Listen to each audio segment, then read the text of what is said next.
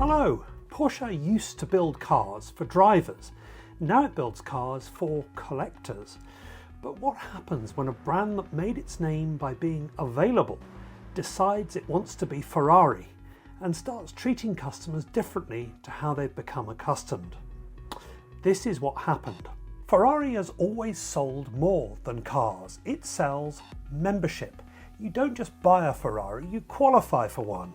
Limited numbers, invitation only allocations, waiting lists that make the car feel like a privilege rather than a purchase. Scarcity isn't a tactic for Ferrari, it is Ferrari. And that works because it is authentic to who they are. Porsche used to play a very different game. Its superpower wasn't mystique, it was accessibility. The 914, the 924 and 944 built in six-figure volumes. The 928, over 60,000. The Boxster, 165,000. Even early water-cooled 911s, like the 996 and 997, sold in the hundreds of thousands. Porsche's promise was simple. You could actually buy one. Of course there were rare cars, but they were rare for a reason. The 73 Carrera RS 2.7, built for racing homologation. The 924 Carrera GT and GTS for Group 4. The 959, a Group B experiment. The 993 GT2, a race car with number plates. Even the early GT3 RS models numbered in the thousands. Special, yes. Exclusive, not exclusionary. And let's not forget the 991 GT3 was actually in oversupply. Dealers couldn't shift them. Admittedly, their engines caught fire, but still. Back then, scarcity was a byproduct of purpose, not a marketing plan.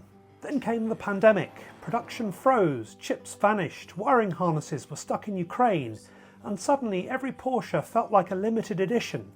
Dealers had no stock and customers didn't care. They waited, they paid, and Porsche saw something interesting. When supply dropped, margins went up. Real scarcity had been an accident, but profitable accidents are rarely left behind. When production returned, Porsche didn't fully open the taps.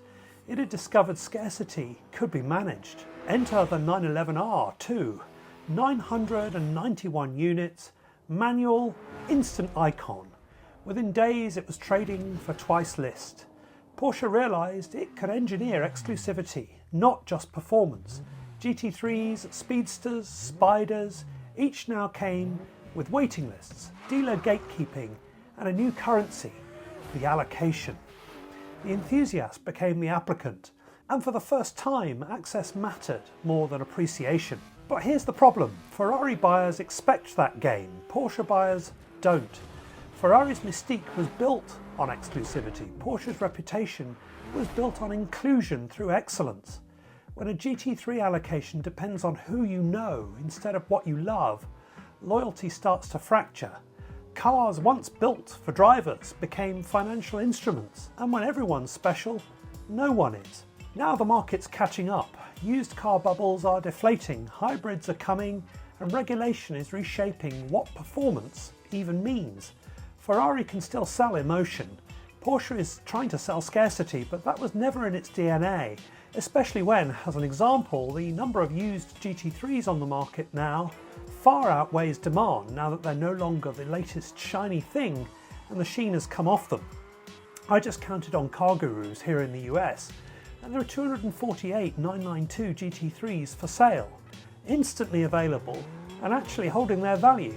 Well, if the asking prices are to be believed, and I'm not sure they should be if there's this much choice. The next chapter will decide whether Porsche rediscovers the courage to be the brand that built its legend on inclusion, precision and participation. Ferrari has always been fantasy. Porsche was supposed to be reality, engineering brilliance you could aspire to, not just admire.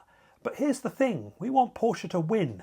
We want it to keep building cars that move the soul and the industry forward. We want to feel like we're still part of that story, not outside looking in through a velvet rope. Porsche's greatness was never about shutting people out. It was about inviting us in to something extraordinary. So win, Porsche, but only if you'll have us.